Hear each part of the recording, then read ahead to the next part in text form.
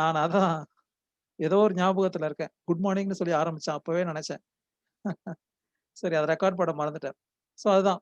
அந்த appellate jurisdiction வந்து பார்த்தீங்கன்னா, civil appeal and criminal appeal சொல்லிட்டு இருந்தேன் இல்லையா?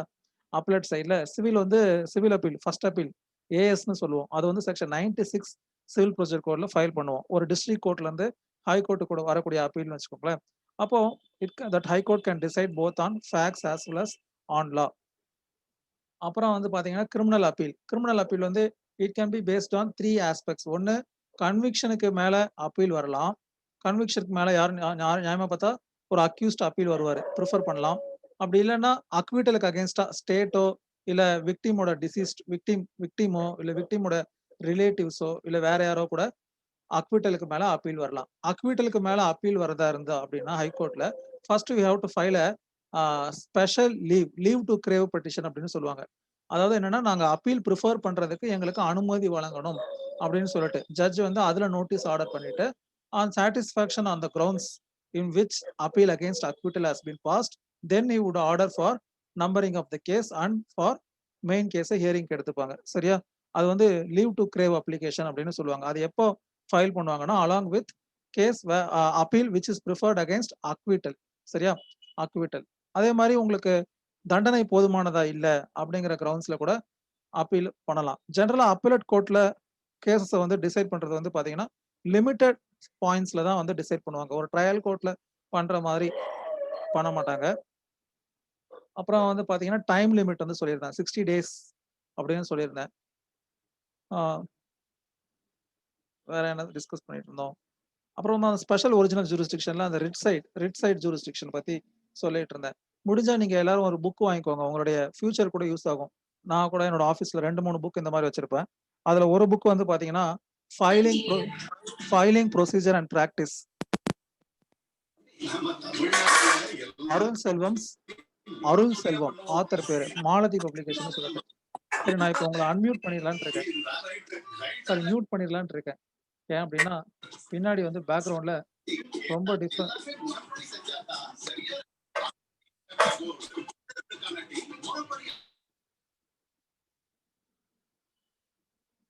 மியூட் பண்ணிட்டேன். பின்னாடி வந்து யாரோ ரொம்ப உணர்ச்சி வசப்பட்டு டிவி ரொம்ப சவுண்டா வச்சிருக்கீங்க. யாருன்னு தெரியல. சரி ஓகே. ஆ அதாவது இப்ப எத பத்தி பேசிட்டு இருந்தேன்? ஆ முடிஞ்சா இந்த மாரி filing procedure and practice for civil as well as criminal தனித்தனியா இருக்கும். இப்ப என் கையில இருக்கிறது வந்து பார்த்தீங்கன்னா, filing and procedure and practice with regard to before civil courts, sessions courts, magistrates court, high court, tribunal etcetera. Arul Selvam அப்படின்னு சொல்லிட்டு ஒரு அட்வொகேட். அவங்களுடைய மாலதி பப்ளிகேஷன். மாலதி MALATHI மாலதி பப்ளிகேஷன்னு சொல்லுவாங்க. அட்வொகேட் அருள் செல்வம். அவருடைய books with regard to procedural aspects of filing, practice etcetera, etcetera. இது வந்து சிவிலுக்கும் இருக்கும், கிரிமினல்ஸ்க்கும் இருக்கும். அதே மாரி என்கிட்ட சில புக்ஸ்லாம் இருக்கும். என்னன்னா, model form of petitions etcetera, etcetera. ஆ அது என்னன்னா, ஒரு ஹேண்டி ஒரு அ நமக்கு திடீர்னு ஒரு இத ரெஃபர் பண்ணணும் அப்டின்னா, நம்ம என்னென்னலாம் ஐ மீன் கன்டென்ட் நாம வந்து டிராஃப்ட் பண்ணிடுவோம். How it should be, in which format it should be அப்படிங்கிற விஷயம் தெரிஞ்சுக்கணும். ஒரு பிரைவேட் கம்ப்ளைண்ட் அப்படின்னா, whether it should be in active voice or passive voice. அதாவது இல்லன்னா சிங்குலர் ஆர் ப்ளூரல் எப்படி இருக்கணும்? அந்த மாரியான விஷயங்களுக்கு யூஸ்ஃபுல்லா இருக்கும். அதே மாரி ஒரு திடீர்னு ஒரு ஒரு செக்ஷன டக்குனு ரெஃபர் பண்ணணும். அப்போ அந்த மாரியான டைம்ல இந்த மாரியான புக்ஸ் வந்து யூஸ்ஃபுல்லா இருக்கும். சரியா? Filing procedure and practice. ஆக்சுவலா இப்போ உங்களுக்கு அந்த 100 மார்க்ஸுமே இன்டர்னல் இல்லையா? ஆ மூட் சப்ஜெக்ட். அப்போ உங்களுக்கு வந்து அந்த மிட் சம் கிடையாது. இப்ப இந்த 100 மார்க்ஸ் நான் குடுக்கணும் அப்டின்னா, ஒரு 30 மார்க்ஸ் வந்து for one civil trial and for one criminal trial. Civil trial, criminal trial நீங்க பார்க்க முடியுமா? இல்ல பார்ப்பீங்களா? அப்படின்னு எனக்கு தெரியல. Civil trial and criminal trial. ஏன்னா, இப்போ கோர்ட் இல்ல. அதுக்கு முன்னாடி எத்தன பேர் போனீங்கன்னு தெரியல. ஸோ, அதனால தான் நான் வந்து அந்த சிவில் கேஸோட ட்ரையல் எப்படி இருக்கும்? கிரிமினல் கேஸோட ட்ரையல் எப்படி இருக்கும்? அப்படிங்கிறத ஒரு ஒரு சில செஷன்ல டிஸ்கஸ் பண்ணேன். ஆக்சுவலா ஆ கொஞ்ச நாளா நான் கிளாஸ் எடுக்காததுக்கு காரணமும் இந்த பிரச்சனை தான். இது என்னன்னா, என்னோட ஃபோன் கொஞ்சம் ப்ராப்ளமா இருக்கு. இந்த இன்டர்நெட் கனெக்ஷன் அன்ஸ்டேபிள்ன்னு சொல்லிட்டு செஷனுக்கு நடுவுல வெளியில போயிட்டு வந்துருது. அது மட்டும் இல்ல, ஆ நான் ஹாட்ஸ்பாட்லேருந்து கனெக்ட் பண்ணி எடுக்கிறேன். ஸோ ஃபோன் நடுவுல வந்தாலோ ஆ ஸோ அதான் ஃபோன் நடுவுல வந்தாலோ, இல்ல வேற ஏதாவது வந்தாலோ இந்த மாரி பிரச்சனை வந்துருது. சரி ஓகே.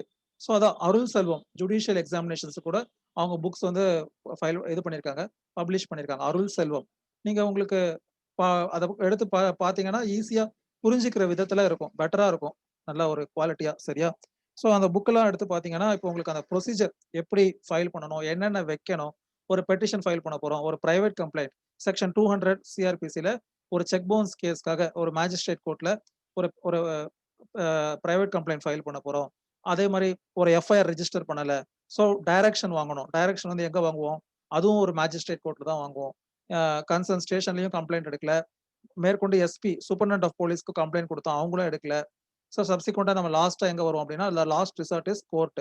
ஸோ அப்ப மேஜிஸ்ட்ரேட் கிட்ட நம்ம வரோம். வந்து ஒரு பெட்டிஷன் ஃபைல் பண்ண போறோம். அதோட என்னென்ன என்க்ளோஸ் பண்ணணும்?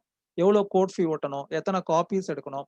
என்ன மாரி கிரீன்ல எடுக்கணுமா? ஒயிட்ல எடுக்கணுமா? எத்தன செட்டு? இந்த மாரி சின்ன சின்ன ப்ரொசீஜர் ஆஸ்பெக்ட்ஸ நீங்க தெரிஞ்சுக்கலாம். Over the period of time நமக்கு என்னன்னா, ஃபெமிலியாரிட்டி பிரீட்ஸ் கான்டெம்ப்ட் அப்டின்னு சொல்லுவோம். நமக்கு அது பழகிடும். நம்ம எந்த சைட் பிராக்டிஸ் பண்ண போறோமோ, இல்ல என்ன பண்ற போறோமோ அது ஓகே. பட் தெரிஞ்சுக்கிறது நல்லது. அதுக்காக இந்த மாரி புக்ஸ் நீங்க வாங்கி வச்சுக்கலாம். ஆ அதே மாரி இப்போ இந்த கிரிமினல் கேஸ்ல வந்து பார்த்தீங்கன்னா, அ நான் அன்னைக்கு சிவில் கேஸ் வந்து சொல்லிட்டு இருந்தேன் உங்களுக்கு. சப்ஸ்டிடியூட்டட் சர்வீஸ் அப்படின்னு சொல்லிட்டு ஒரு ஆஸ்பெக்ட் வந்து உங்களுக்கு சொல்லியிருந்தேன். அதாவது கேஸ் ஒருத்தர் ஃபைல் பண்ணுவோம். கேஸ் ஃபைல் பண்ணதும் கோர்ட் வந்து என்னன்னா நோட்டீஸ் ஆர்டர் பண்ணும். ஆப்போசிட் பார்ட்டிக்கு. அந்த நோட்டீஸ வந்து ஆப்போசிட் பார்ட்டி ரிசீவ் பண்ணிட்டாங்கன்னா, அதுக்கு அடுத்து கோர்ட்ல வந்து அந்த கேஸ் ஃபைல் பண்ண ஒருத்தர், யார் ஒருத்தர் நோட்டீஸ் அண்டர்டேக் பண்ணாரோ, பர்மிஷன் வாங்குனாரோ, ஆப்போசிட் பார்ட்டிக்கு நோட்டீஸ் அனுப்புறதுக்கு அவர் என்ன பண்ணுவாருன்னா, அஃபிடவிட் ஆஃப் சர்வீஸ் அப்படின்னு சொல்லிட்டு ஒண்ணு ஃபைல் பண்ணுவார். அதுக்கு பேரு ஏஓஎஸ் அப்படின்னு சொல்லுவாங்க.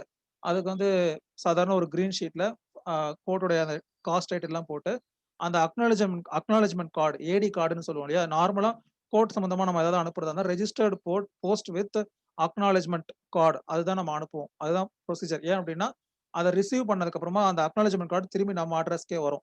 ஸோ அந்த அக்னாலெட்ஜ்மென்ட் கார்ட யாரு சைன் பண்ணி வாங்கியிருக்காங்க அப்டிங்கிறத தெரிஞ்சுக்கலாம். சில நேரங்கள்ல ஸ்பீட் போஸ்ட்ல அனுப்புனோம் அப்டின்னா, ட்ராக் பண்ணி பார்க்கலாம்.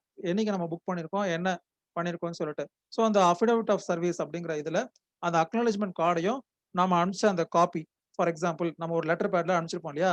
இந்த மாரி டூ அப்படின்னு போட்டு my client so and so has filed a case against you in so and so court in OS number seeking for the following relief. அந்த case is posted on so and so date. Kindly be present on that particular date. Otherwise the case would be decided in your options.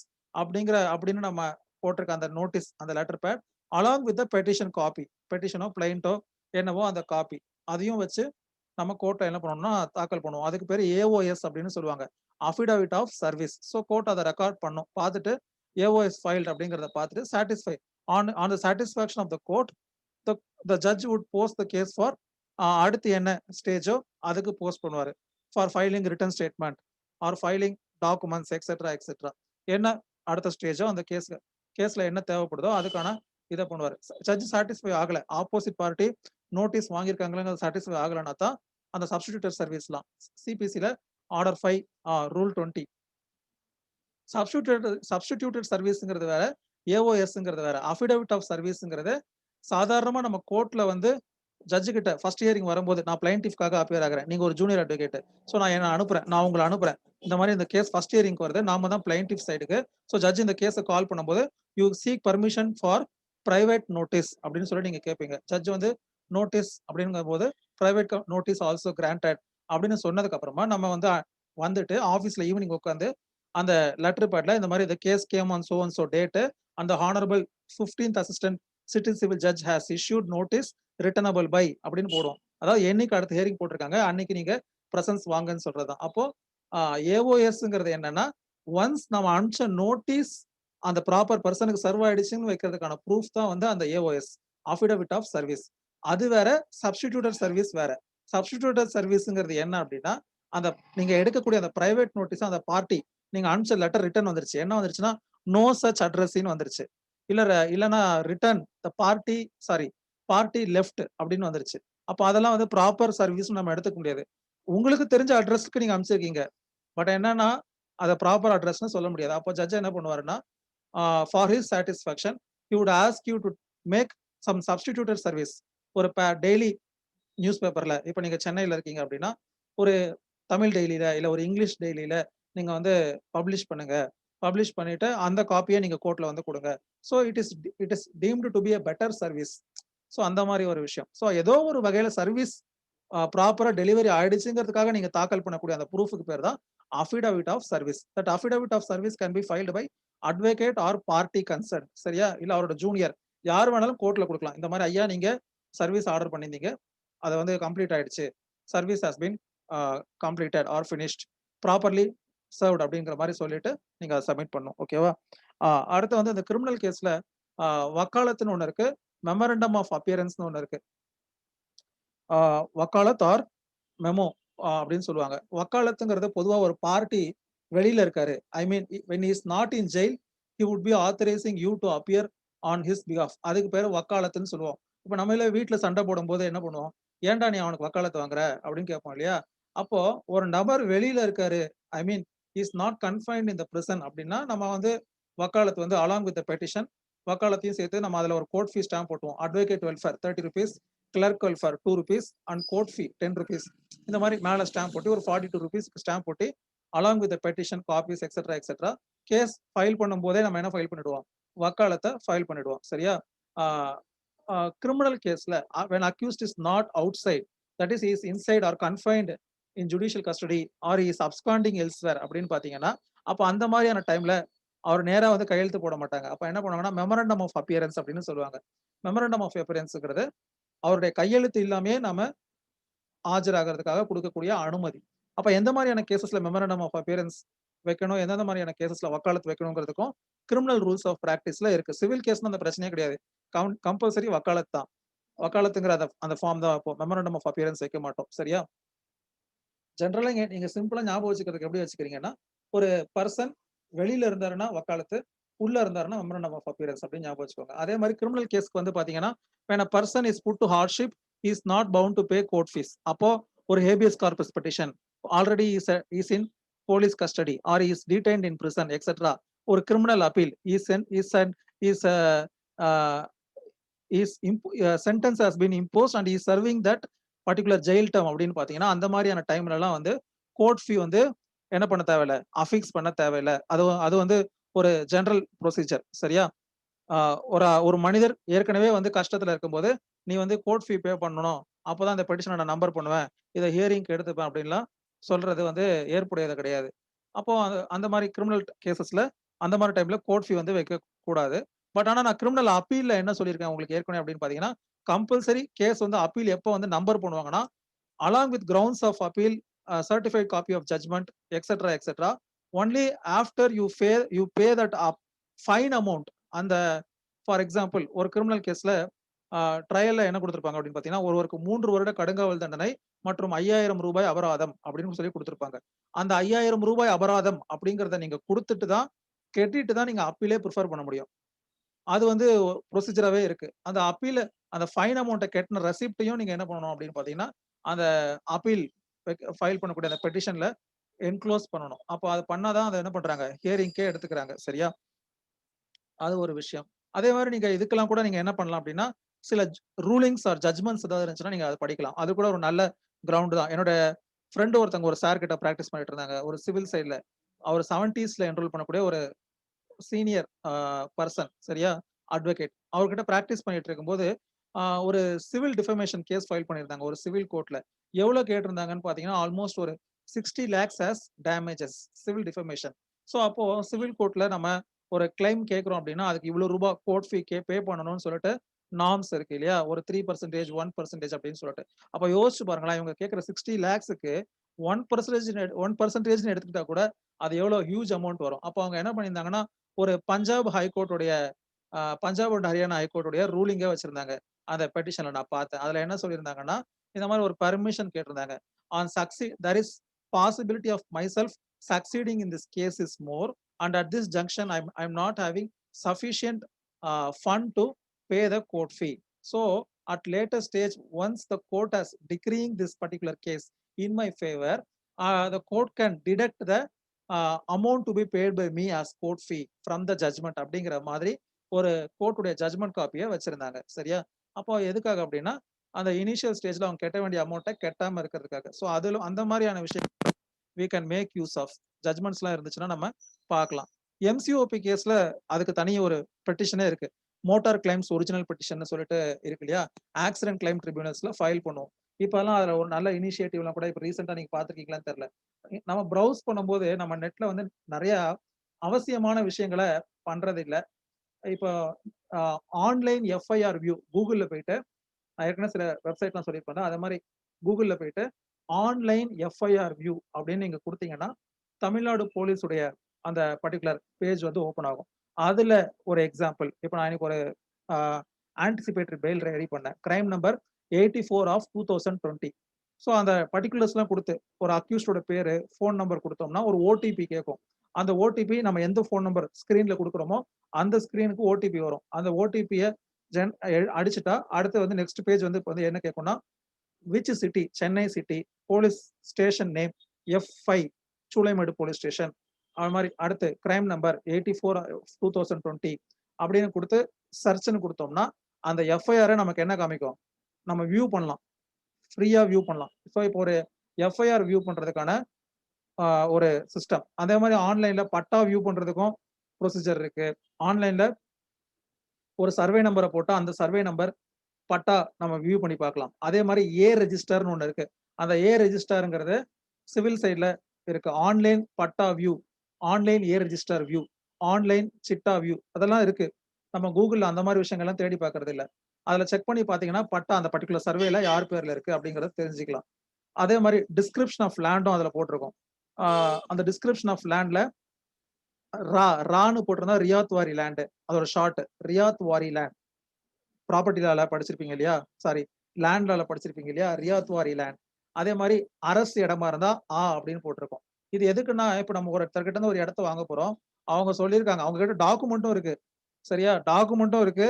அந்த document இருக்கு. நீங்க அத base பண்ணி வாங்க போறீங்க. இப்ப நீங்க செக் பண்ணி பார்க்கலாம். ஆன்லைன்ல உங்களுக்கு இந்த அளவுக்கு ஓரளவுக்கு விவரங்கள் தெரிஞ்சு, இல்ல இப்படிலாம் பண்ணலாம்னு தெரிஞ்சா, you can cross check whether that particular land is private land or அரசு நிலம். அரசு நிலமா இருந்தா அத நீங்க வாங்குனீங்கன்னா, அதுல வந்து உங்களுக்கு எந்த ரைட்ஸும் கிடைக்காது. கவர்ன்மெண்ட் என்னைக்கு வேணாலும் திருப்பி எடுத்துக்கலாம். அப்ப நீங்க போய் கிளைம் பண்ண முடியாது.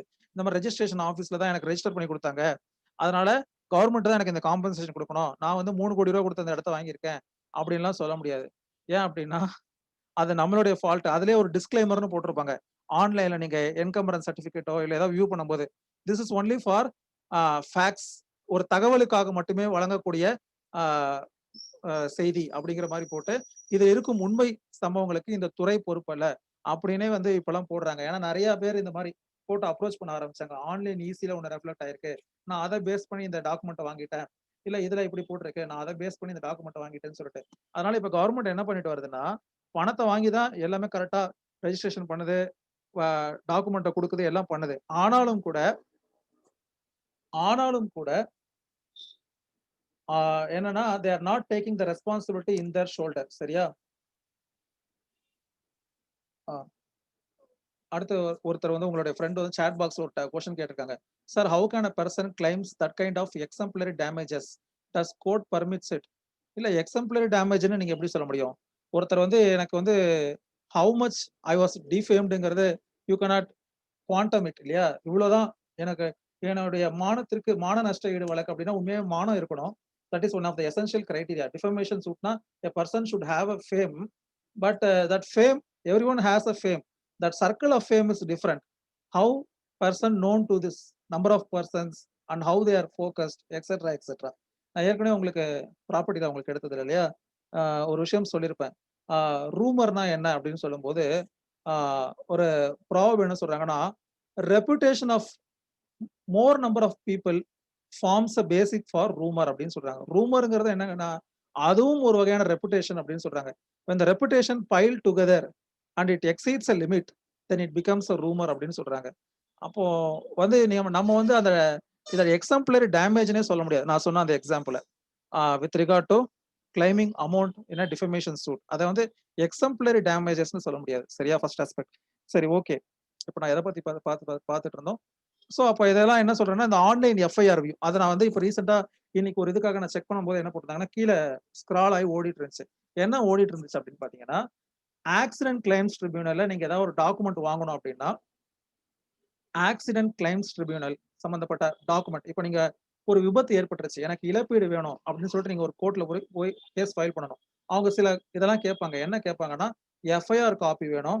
எக்ஸெட்ரா காப்பீஸ்லாம் வேணும்னு சொல்லி கேட்பாங்க. பட் அதெல்லாம் வந்து ஸ்டேஷன்ல போய் வாங்கணும்னா, உங்கள அலைக்கழிப்பாங்க.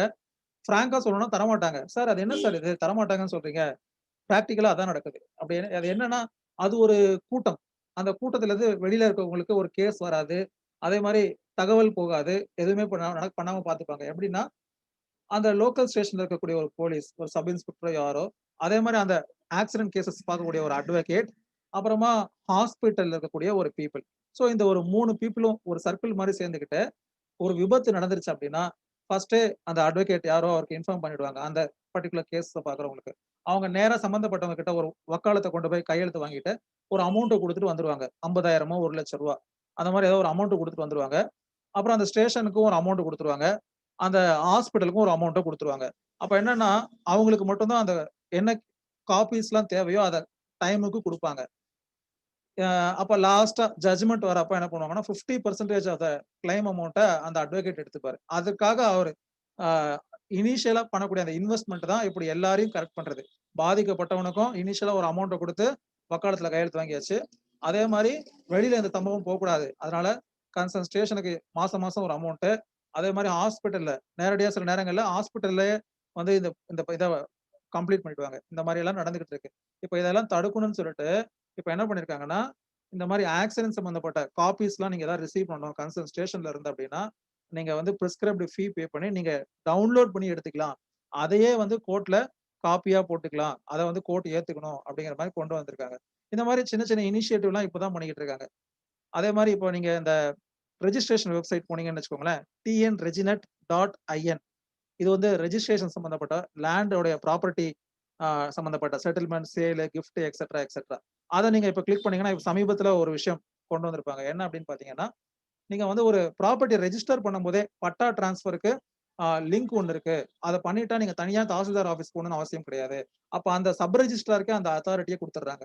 அதுக்கு என்ன ப்ராசஸோ, என்ன ப்ரொசீஜரோ அத அங்கேயே முடிச்சுட்டு, once a person is registering the property in his name, the government should also issue patta in his name அப்படிங்கிற மாரி கொண்டு வராங்க. சோ அப்ப இது என்ன ஆகுதுன்னா, தேவையில்லாம ஒரு டிடிஎஸ் ப்ராசஸ குறைக்குது. ஏன்னா registration is different, patta is டிஃபரெண்ட்ங்கிற மாரி. ஏன்னா இவ்வளவு நாள் பட்டா வந்து நம்ம தாசில்தார் ஆஃபீஸ்ல போயிட்டு ஆ அப்ளை பண்ணி வாங்கணும். அதுக்கு வந்து மறுபடியும் செலவு பண்ணணும். Broker, doubts. டவுட்ஸ் இல்லாத ஒரு கவர்ன்மென்ட் டிபார்ட்மென்ட்டே நமக்கு கிடையாதுங்கிற மாரி தான் இருக்கு. அத பிராக்டிகலா நம்ம இதுல எத்தன பேர் அதெல்லாம் போய் பார்த்திருப்பீங்கன்னு தெரியல. நம்மலாம் நெறைய பேர் வந்து என்னன்னா ஸ்பூன் ஃபீடிங் தான். நெறைய பேருக்கு ரயில்வே ஸ்டேஷனுக்கு போய் டிக்கெட் கூட கவுண்டர்ல ஒரு சலான ஃபில் பண்ணி பண்ண மாட்டேங்கிறோம். ஏன் அப்டின்னா, ஆன்லைன்ல பண்றோம் ஒண்ணு. அப்படி இல்லன்னா தெரிஞ்சவங்க, இல்ல அதுக்கு ஒரு ஆளு ஃபோன் பண்ணி சொன்னா போதும். சில விஷயங்கள்லாம் நம்ம நேரடியா செஞ்சு பழகுனா தான் அதுல இருக்கக்கூடிய கஷ்ட நஷ்டங்கள், அது எப்படி பண்ணணும்? இப்ப அதுல கரண்ட் ட்ரெண்ட் என்ன? என்னென்ன சேஞ்சஸ் கொண்டு வந்திருக்காங்க? என்ன சிக்கல்கள்லாம் இருக்கு? அப்படிங்கிற விஷயத்தெல்லாம் தெரிஞ்சுக்க முடியும். நம்ம பண்றதுனால நம்ம நேரம் விரயமாகுதுன்னு நம்ம நினைக்கக்கூடாது. நம்ம என்ன கத்துக்கிறோம்? என்ன தெரிஞ்சுக்கிறோம்? அப்படிங்கிறத நம்ம நினைக்கணும். ஏன்னா அதுதான் ஃபோர்மோஸ்ட் இம்பார்ட்டன்ட். சரியா? நெறைய பேருக்கு அந்த ஸ்கூல் டேஸ்லயே முடிஞ்சு போயிரும். ஏதோ ஸ்டேஷன போய் விசிட் பண்ணுவாங்க. அப்புறமா பக்கத்துல போஸ்ட் ஆஃபீஸ போய் விசிட் பண்ணுவாங்க. அந்த மாரியான விஷயங்கள். அதுக்கப்புறமா வளர்ந்து அந்த ரெஸ்பான்சிபிலிட்டி வரும்போது வீட்டுக்காக எந்த வேலையும் பண்ணவே மாட்டோம். அது ரொம்ப தப்பு. You should know how where is your ration shop? Where is your tahsildar office? Where is the RTO office? What is the procedure? Etcetera. இதெல்லாம் என்னன்னா, நமக்கான பாடங்கள். நம்ம கத்துக்க வேண்டிய பிராக்டிகல் ஆஸ்பெக்ட்ஸ் சரியா? சரி. ஆ அதான் அடுத்து வந்து பார்த்தீங்கன்னா, அன்னைக்கு விட்ட விட்டது என்னன்னு பார்த்தீங்கன்னா, அந்த ஸ்பெஷல் ஒரிஜினல் ஜூரிஸ்டிக்ஷன் அப்படின்னு சொல்லிட்டு சில பர்ட்டிகுலர் ஆஸ்பெக்ட்ஸ் சொன்னேன். ஃபார் எக்ஸாம்பிள் எலக்ஷன் பெட்டிஷன பத்தி அன்னைக்கு சொல்லிட்டு இருந்தேன். Most of the election cases are becoming infructuous அப்படின்னு சொல்லி வருத்தப்பட்டு சொன்னேன். உங்களுக்கு ஞாபகம் இருக்கான்னு தெரியல. வருத்தப்பட்டு சொன்னேன் அப்படின்னா என்னன்னா, 5 வருஷம் தான் அந்த எலக்ஷன் பீரியடு. ஆனா அது டிசைட் ஆகுறதுக்கு ஒரு 13 வருஷம், 14 வருஷம் ஆகும்போது, nobody is bothered about the outcome of election cases. So அந்த மாரி பல பிரச்சனைகள் போய்க்கிட்டு இருக்கு. ஜுடிஷியரியோடைய லூப் ஹோல்னால தவறானவர்கள் தொடர்ந்து பதவியில் இருப்பதற்கு வழிவகுத்துறோம் அப்படிங்கிறத நம்ம பார்க்கிறோம். இப்ப ரீசென்ட்டா இப்ப முடிய போகுது. நம்மளுடைய லோக்சபா சாரி நம்மளுடைய லெஜிஸ்லேட்டிவ் அசெம்பிளியுடைய பீரியட் முடிய போகுது. அதுல ராதாபுரம் அப்படின்னு சொல்லிட்டு திருநெல்வேலி ஒரு கான்ஸ்டிட்யூயன்சி இருக்கு. அந்த கான்ஸ்டிட்யூயன்சில ஒரு எம்எல்ஏ 40 ஆட் வோட்ஸ்ல தான் ஜெயிச்சிருக்காரு. அவருடைய எலக்ஷன சேலஞ்ச் பண்ணி ரைவல் கேண்டிடேட் கோர்ட்க்கு போயிருக்காரு. மெயினா அவருடைய கன்டென்ஷன் என்னன்னா, வித் ரிகார்ட் டூ ஆ அது என்னது தபால் ஓட்டு. சரியா? டக்குனு இங்கிலீஷ்ல வரல.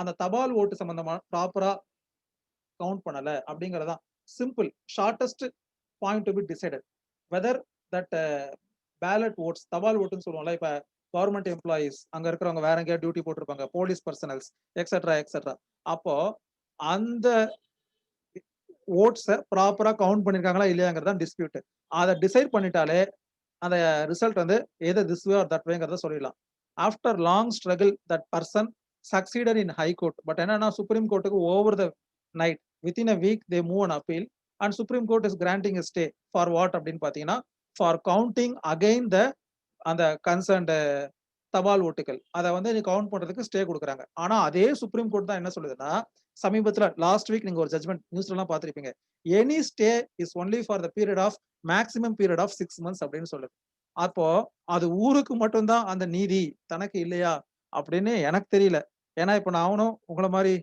ஒரு காமன் மேன் தானே அப்ப நம்ம நினைப்போம் இல்லையா என்னடா இது சொல்றது ஒண்ணா இருக்கு நடைமுறைக்கு நடப்பது ஒண்ணா இருக்கு அப்படின்னு சொல்லிட்டு ரீசெண்டா நான் ஒரு ஜுடிஷியரி எக்ஸாம் எழுதினேன் அந்த எக்ஸாம்ல ஒரு கொஸ்டின் கேட்டிருந்தாங்க என்ன அப்படின்னு பாத்தீங்கன்னா what is the maximum time limit in which a check bounce case should be completed according to negotiable instrument act or according to that இது அப்படின்னு சொல்லி கேக்குறாங்க அதாவது அதிகபட்சம் எவ்வளவு காலத்திற்குள் ஒரு செக் மோசடி வழக்கு முடிவு பெற வேண்டும் அப்படின்னு சொல்லி கேக்குறாங்க அந்த கொஸ்டின்ல எனக்கு ஷாக் ஆயிடுச்சு நான் நிறைய செக் பவுன்ஸ் கேஸ் டீல் பண்ணிருக்கேன் ஆனா இப்போ நான் ஆக்சுவலா ஒரு 2014ல சாரி நான் 2015ல ஃபைல் பண்ண வக்காலத்துல கூட இன்னும் கேஸை நடத்திட்டு இருக்கோம் 15 ஆர் 16 நினைக்கிறேன் பாருங்க 16 17 18 19 20 ஆனா 5 இயர்ஸா கேஸ் கண்டெஸ்ட் பண்ணிட்டு இருக்கோம் ட்ரையல் கோர்ட்ல பட் ஆனா 5 இயர்ஸ்ங்கிற ஆப்ஷனே இல்ல மேக்ஸிமம் ஆப்ஷனே பாத்தீங்கன்னா 12 months தான் இருந்துச்சு எனக்கு என்னன்னா அப்படி இருக்கு that means theoretically something is there but what about the practical aspect of the law or provision அப்படிங்கறது ஒரு தெரியல சரி ஓகே ஸோ அப்போ அந்த ஸ்பெஷல் ஒரிஜினல் ஜூரிஸ்டிக்ஷனுங்கிறது நேரடியாக உயர் நீதிமன்றத்திற்கு இருக்கக்கூடிய அதிகாரம் ஸோ அதுல எலெக்ஷன் பெட்டிஷன் அதுல வந்து அதிகமா பயன்படக்கூடிய ஒரு விஷயம் என்னன்னா ரிட் இந்த ரிட்டை பத்தி சொல்றணும் அப்படின்னா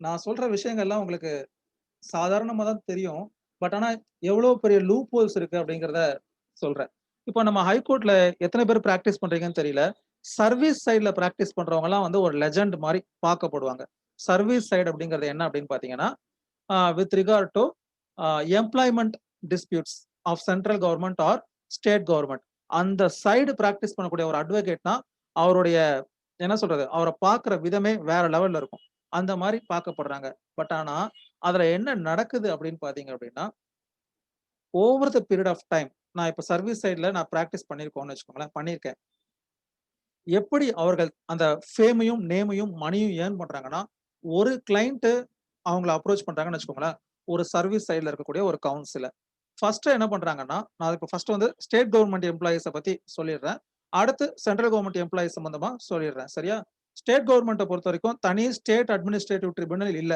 டிஃபங்க்ட் ஆயிடுச்சு ஒரு காலத்துல இருந்துச்சு எடுத்துட்டாங்க இப்போ இன்னைக்கு நிலைமைக்கு ஸ்டேட் அப்பீல் ட்ரிபியூனல் கிடையாது சென்ட்ரல் கவர்மெண்ட் எம்ப்ளாயிஸை பொறுத்த வரைக்கும் சென்ட்ரல் அட்மினிஸ்ட்ரேட்டிவ் ட்ரிபியூனல்னு ஒண்ணு இருக்கு சரியா இந்த ரெண்டுத்துல என்ன பிரச்சனை அப்படிங்கறத சொல்லிட்டு அடுத்து இன்னொரு செஷன்ல அந்த ரிட் ஜூரிஸ்டிக்ஷன்ல நடக்கிறத பத்தி சொல்லுவோம் ஃபர்ஸ்ட் ஸ்டேட் அட்மினிஸ்ட்ரேட்டிவ் ட்ரிபியூனல் கிடையாது அப்போ ஹைகோர்ட்டுக்கு தான் ஆர்டிகல் 226 கீழே ஹைகோர்ட்டை அப்ரோச் பண்றாங்க violation of legal right as well as fundamental right you can approach the high court by virtue of article 226 of constitution of India if the agency is a state சரியா so அப்போ என்ன பண்றாங்க ஹைகோர்ட்டுக்கு போறாங்க first எப்படி போறாங்கன்னா ஒரு petition file பண்றாங்க நான் ஒரு ரெப்ரசன்டேஷன் கொடுத்துருக்கேன் அந்த ரெப்ரசன்டேஷனை கன்சிடர் பண்ண சொல்லுங்க அப்படின்னு சொல்லி பிரேயரோட பிரேயர் இந்த பர்டிகுலர் ரிட் இஸ் எப்படின்னா it is therefore prayed that this honorable court may be pleased to direct the third respondent to consider my representation dated so and so within a reasonable period of time and thus render justice இவ்வளவுதான் prayer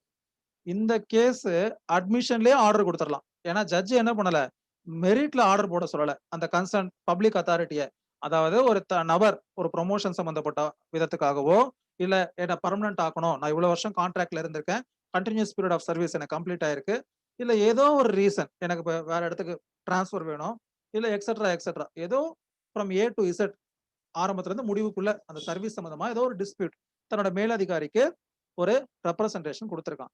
அந்த representation it is sleeping in the file of that concerned authorities. இது service மேட்டருக்கு மட்டும் கிடையாது, any agency of the government.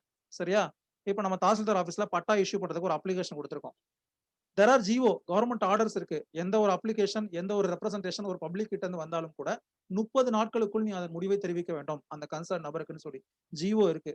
ஆனா அந்த ஜிஓவை எந்த அத்தாரிட்டிஸும் follow பண்றது இல்ல. ஏன்னா எல்லாருக்கும் தெரியும் ஒர்க் லோட் அந்த மாதிரி கோர்ட்டுக்கு போனாலும் திருப்பி அங்க ஒரு 5 வருஷம் அந்த கேஸ் பெண்டிங்ல தான் இருக்கும். எப்படி இருந்தாலும் நம்ம கிட்ட தான் வந்தாகணும் அப்படிங்கிற ஒரு மமதையில ஆக்ஷன் எடுக்கிறது இல்ல. கோர்ட் என்ன பண்ணுது, ஒரு பெரிய கவுன்சில் அப்பியர் ஆனா சர்வீஸ் சைட்ல பிராக்டிஸ் பண்ணக்கூடிய ஒரு லெஜெண்டரி பீப்புள் அப்படிங்கிற ஒரு இமேஜ் இருக்கிற பர்சனா இருந்துச்சுன்னா அட்மிஷன்லயே it is ordering these kind of cases because it is not passing order and merit. என்ன சொல்றாங்க அப்படின்னா the concerned authority should consider the representation on merit, so they may accept it or they may reject it. சரியா? Judge court என்ன பண்ணல, மெரிட்ல order pass பண்ணல. ஒரு சாதாரண ஒரு பரிந்துரையை தான் கோர்ட் வழங்குது டு கன்சிடர் த ரெப்ரசன்டேஷன். வாங்கிடுறாங்களா லெஜெண்டரி பீப்புள்?